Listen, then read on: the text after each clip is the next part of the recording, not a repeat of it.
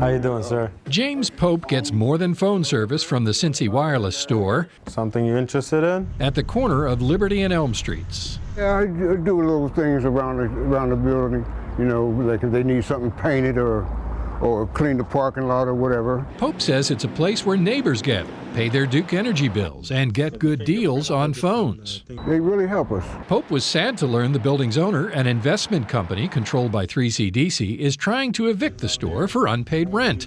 Faraz Allen, co-owner of Cincy Wireless, isn't too pleased about it either. This is the type of clients we have. I don't think they want us downtown.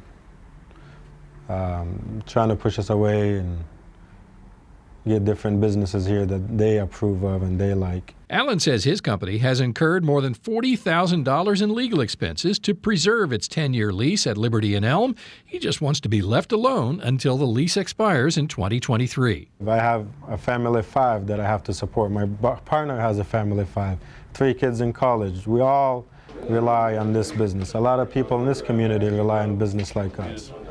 And they just really don't want us here. Development pressure is building in this section of Over-the-Rhine. This streetcar stop is just a few blocks north of the already developed Washington Park area.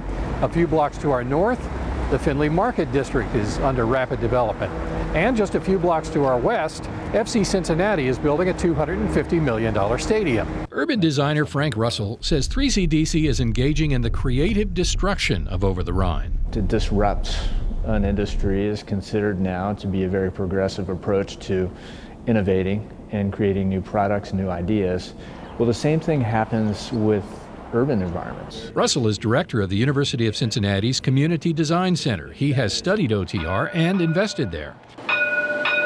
He thinks 3CDC tries to improve the urban environment without destroying what makes it unique. And I won't say that we are a model of best practices for minimizing displacement, but I will say that there have been efforts and partnerships which have aspired to minimize that destructive side of the creative process. While he didn't want to comment on the legal spat, Russell says places like Cincy Wireless can become part of a neighborhood's social network, and removing them can cause lasting damage.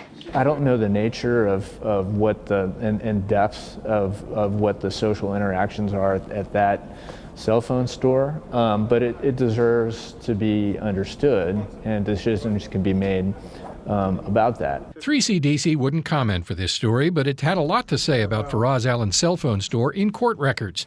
In a related eviction case, which 3CDC lost last summer, it submitted an affidavit from a Cincinnati police officer. It alleged illicit criminal activity is regularly taking place in the parking lot, including public urination, consumption of alcoholic beverages, littering, drug sales, and suspected prostitution. I've worked in this location before we even purchased it, since 2011. And we never had any problems. They claim these things, but it's not true. James Pope agreed Cincy Wireless does everything it can to keep its lot crime-free, but watch what happens behind Pope as he explains why he thinks 3CDC really wants to evict his friends at the cell phone store. They could probably level this building and probably take that building and make a big parking lot out of it. So, and charge money, it's all about money. Dan Monk, 9 News I-Team.